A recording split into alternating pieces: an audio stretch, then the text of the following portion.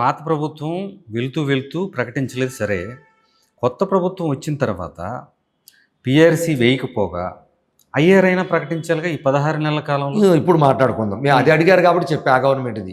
ఇప్పుడు వీళ్ళు అదే కదా మేము చెప్పాము.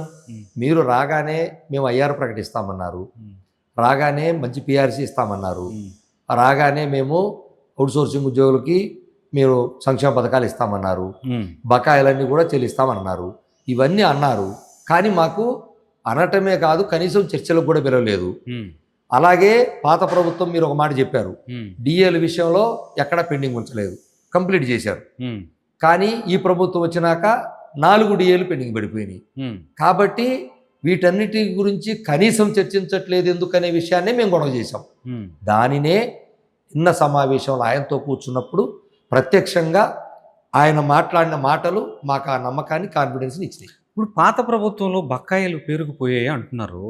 మరి 11 డిఏలు అలాగే ఐఆర్ ఇస్తే బకాయిలు ఎందుకు పెరిగిపోయాయి అంటారు? అంటే ఆ డిఏలు ఆ ప్రభుత్వంలో 2014-19లో ఆ ప్రభుత్వం ఉన్నప్పుడు వెళ్ళిపోయేటప్పుడు 2 డిఏలు పెండింగ్ పడ్డాయి. ఆ 2 డిఏలు క్యాష్ ఇచ్చారు వాళ్ళు అంతే. అంటే ఈ నెల నుంచి డిఏ స్టార్ట్ అవుతుంది. ప్రతి సంవత్సరం 2 సార్లు డిఏ ఇస్తారు కేంద్ర ప్రభుత్వం. ఇది ఒప్పందం, ప్రభుత్వాల ఒప్పందం. అది కేంద్రం ఇవ్వగానే రాష్ట్ర ప్రభుత్వాలు ఇవ్వాలి, జనవరిలో జూలైలో. సో డిఏని ప్రకటించారే కానీ అరియర్స్ ఇవ్వకుండా వెళ్ళిపోయారు. ఎప్పటి నుంచి అరియర్స్? 1/7/2018 నుంచి అరియర్స్. అంటే ఆ ప్రభుత్వం వెళ్ళేటప్పటి నుంచి మొదలైంది. 2 డిఏలు అవి. వీళ్ళు మొత్తం డిఏలు. ఆయన చెప్పిన 11 డిఏలకు అరియర్స్ ఇచ్చారేమో అడగండి. ఆ అరియర్సే కదా ఇస్తే 23,000 కోట్లు ఎందుకు ఉంటాయి బకాయిలు? డిఏలు ఇచ్చారు, ఇచ్చింది చెప్పుకోవాలి. అంటే ఇప్పుడు 17,000 కోట్లు పైగా ఉంటుంది. అంటే ఓన్లీ డిఏ అరియర్సే కలిపితే 17,828 కోట్లు. 14-19 మధ్య ఉన్న 2 డిఏలు అరియర్స్. మిగతాయి కాకుండా మిగతా సరెండర్ లీవ్ 4,000 కోట్లు ఉన్నాయి ఆ హయాంలోయే. అలాగే మిగతా అన్ని కలిపితే ఇంకొక 4,000 కోట్లు ఉంటాయి. వెరసి 23,45 కోట్లు, 25,000 కోట్లని గౌరవ అసెంబ్లీ సాక్షిగానే చెప్పారు. అది పాత ప్రభుత్వంలో బకాయిలు అవన్నీ. ఇప్పుడు వీళ్ళు తీర్చాలి అవన్నీ. ఏ ప్రభుత్వం ఉన్నా మాకు అనవసరం, ప్రభుత్వమే తీర్చాలి, అది బాధ్యత. ఆయన కాదనట్లేదు.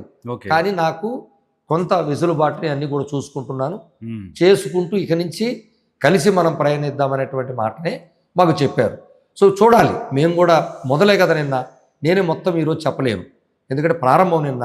నమ్మకం గతంలో చేసిన అనేక సార్లు ఫిట్మెంట్ 27% ఇచ్చింది, ఒకసారి ఆయనే హైయెస్ట్ ఇచ్చాడు. దాన్ని బీట్ చేసి 43%, తెలంగాణ ప్రభుత్వం 42% ఇచ్చిందయ్యా, మనం విడిపోయి వచ్చాము, మరి వాళ్ళతో సమానంగా ఇవ్వకపోతే బాగోదనంటే 1% ఎక్కువే తీసుకుందామని చెప్పని భరోసాగా 43% ఫిట్మెంట్ కూడా తీసుకున్నాం. ఓకే. సో ఆ నమ్మకంతో మేము కూడా ఉన్నాం. ఇప్పుడు సంపద సృష్టిస్తాం అని చెప్పి వచ్చారు ప్రభుత్వంలోకి. సంపద సృష్టించిన తర్వాత అవి మీకే పంచుతామని చెప్పి ఉద్యోగులకి నిన్న సీఎం చెప్పారని మీరు ఇంతకుముందు కూడా చెప్పారు. ఎప్పటిలోగా అవుతుంది సంపద సృష్టి అనేది? మీకు ఎప్పటిలోగా అవుతుంది అనిపిస్తుంది? అది ప్రభుత్వమే చెప్పాలి. ఎందుకంటే అందరినీ రాష్ట్ర ప్రభుత్వంగా, పాలకులుగా, మేము ఉద్యోగులుగా కేవలం పనిచేసి కూలికి వచ్చేవాళ్ళమని చెప్పాను నేను. సో మేము కేవలం నియమిస్తే ఆ జీతం ఆధారంగా నేను, నా కుటుంబం మొత్తం బతకాలి, ఆ పని చేసుకునే బతకాలి. మరి అటువంటిది మేము ఆ జీతాలు ఇట్లా 1,000 కోట్లు పెరిగిపోతే ప్రజలు కూడా అందరు గమనిస్తున్నారు. అరే ఉద్యోగుల కేంద్ర ఇంత అన్యాయం, అప్పుడు పోతే 25,000 కోట్లు, ఇప్పుడు చూస్తే మళ్ళీ 10,000 కోట్లు, ఇవన్నీ 40,000 కోట్ల దాకా వెళ్ళిపోతే ఎవరు తీర్చాలి, ఎలా తీర్చాలి? అలా అని అదేమన్నా ఎవరి డబ్బు ఆ ప్రభుత్వం ఉంది కానీ లేకపోతే ఎవరిదా అంటే కాదు. నేను కష్టపడి పని చేసి 30 రోజులు నా కుటుంబాన్ని నేనందరూ కష్టపడి పని చేస్తే ఇవ్వాల్సిన జీతం, ఆ జీతం డబ్బుల్లోనే ప్రభుత్వం ఇవ్వలేకపోతే అది ప్రభుత్వానికే అవమానంగా ఉంటుంది. ఎందుకంటే తన సొంత ఉద్యోగులకే ఇవ్వలేకపోయారటువంటి ఆ పరాభవం వాళ్ళకే ఉంటుంది. కాబట్టి దాని నుంచి ప్రభుత్వాలు ఎంత త్వరగా బయటపడితే అంత మంచిది. దానికి వేస్ అండ్ మీన్స్ అంటే ఆదాయ మార్గాలు ఎలా రావాలి, ఎలా పెంచుకోవాలనేది ప్రభుత్వం ఆలోచన చేయాలి. ప్రభుత్వం ఆలోచనని అమలు పరిచే బాధ్యత మాత్రం మాది. ప్రభుత్వం ఇదిగో ఈ విధంగా మనం ట్యాక్స్ కలెక్ట్ చేయాలి, చేసే బాధ్యత మాదే. లేదు ప్రభుత్వం ఈ విధంగా మనం తీసుకురావాల్సిన దారులు ఈ విధంగా రావాలి, మీరు కష్టపడి పనిచేయండి అంటే రెయిన్బోలు కష్టపడి పనిచేస్తూ ఉన్నాం. అవన్నీ చేసే బాధ్యత మాది. వాళ్ళు ఏది చూసిస్తే అది. సో ప్రభుత్వం ఆదాయ మార్గాన్ని పెంచాలి. అలాగే అట్ ది సేమ్ టైం నా అభిప్రాయం అయితే కేంద్రం ఇక్కడ కీలక పాత్ర వహించాలి. కేంద్రం విడిపోయినటువంటి రాష్ట్రం తెలంగాణ కొత్త రాష్ట్రం అయితే దెబ్బతింటుంది ఆంధ్రప్రదేశ్. సో కేంద్రం పూర్తిగా బాధ్యత తీసుకోవాలి. లోటు బడ్జెట్ని హైదరాబాద్ లాంటి మహానగరాన్ని ఆయన పోగొట్టుకున్నాం. ఆ రోజు సమైక్యాంధ్ర ఉద్యమంలో కూడా మేము చెప్పింది ఇదే. ఈరోజు కూడా ఇప్పటికి కూడా కేంద్రానికి పూర్తి బాధ్యత ఉంది. కేంద్రం ముందుకు రావాలి. అందులో ఇప్పుడు కలిసి కూటమి ప్రభుత్వం ఉంది. కేంద్రం బాధ్యత చాలా ఉంది మా మీద.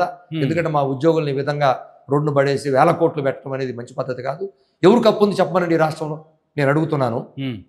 ఈ రాష్ట్రంలో ప్రభుత్వం బకాయి పడ్డ వర్గం ఎవరైనా ఉందా? అప్పు పడింది మాకు ప్రభుత్వం. మాకు అప్పు ఇవ్వాలి ప్రభుత్వం. మా దగ్గర అప్పు తీసుకుంది. మేము దాచుకున్న డబ్బులు కూడా వాడుకుంది. మాకు రావాల్సిన డబ్బులు అప్పు ఉంది. ఏ వర్గానికన్నా అప్పున్న వర్గం అక్కడ చూపించండి. ఏదైనా ప్రభుత్వం అనుకొని వాళ్ళకి ఎందుకు ఇస్తుంది అనేది పక్కన పెడదాం, అది ప్రభుత్వాలు ఇష్టం. కానీ పని చేస్తే మేమే ఉచితంగా కోరుకునేది కాదు. అది పని చేస్తే చేసిన దానికి రావాల్సిన డబ్బులు బకాయి పడ్డ వర్గం ఎవరైనా ఉందా? ఏదైనా కాంట్రాక్ట్ వర్కులు వాళ్ళు మాతో పాటు పాపం వాళ్ళు కూడా ఉన్నారు చాలామంది. అలాంటి వాళ్ళకి వేల కోట్లు రావాల్సిన పని చేసి పాపం వాళ్ళు అలాంటి వాళ్ళు ఉన్నారు. అట్లాంటి వర్గం కాకుండా చెప్పండి ఇక. కాబట్టి ఇది చాలా అన్యాయం. తప్పకుండా ప్రభుత్వ ఉద్యోగులు ఈరోజు ఎంత దారుణమైన పరిస్థితుల్లో ఉన్నారంటే, రమాకాంత్ గారు, రిటైర్ అయ్యే ఉద్యోగి నేను రిటైర్ అయితే నాకే బెనిఫిట్స్ రావు కదా, నేను ఎలా బతకాలని 2 సంవత్సరాల ముందు నుంచే ఆవేదనకు గురయ్యి నాకు ఎవరు చూడరే, నేను ఏమైపోవాలి, నాకు ఎవరు తెచ్చిస్తారు, నాకు బిడ్డలు లేనోళ్ళేమో బిడ్డలే లేరు కదా అని వాళ్ళు బాధపడతాను. బిడ్డలు ఉన్నోళ్ళేమో ఎక్కడో ఫారిన్లోనే ఎక్కడో సెటిల్ అయిపోతే నాకెవరు ఇస్తారనే ఆందోళనకి వెళ్ళిపోయారంటే ప్రభుత్వాలు ఒక్కసారి ఆలోచన చేయాలి.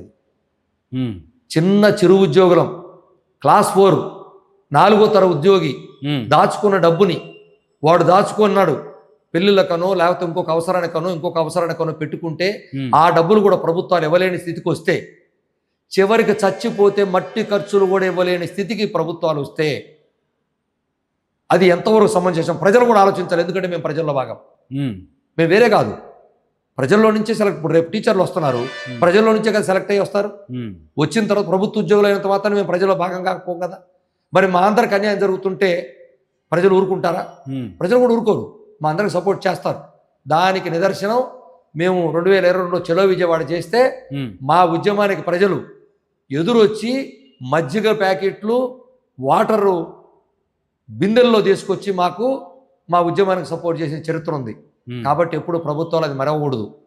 ప్రజలకు తెలుసు 50,000 40,000 కోట్ల రూపాయలకు బకాయిలకు వెళ్ళిపోతే ఎలా బతుకుతారు? ఒక చిరు ఉద్యోగ ఆఫీసర్లు ఎంతమంది ఉంటారండి? అధికారులు వేల సంఖ్యలో లెక్కేసి చెప్పచ్చు. అధికారులు వాళ్ళకు కొద్దిగా ఆర్థిక వెసులుబాటు ఉంటుంది. అఫ్కోర్స్ వాళ్ళకునే ఖర్చులు వాళ్ళకు ఉన్నప్పటికీ కొద్దిగా వెసులుబాటు ఉంటుంది. కానీ మిడిల్ క్లాస్ ఎక్కువ, బిలో మిడిల్ క్లాస్ ఎక్కువ.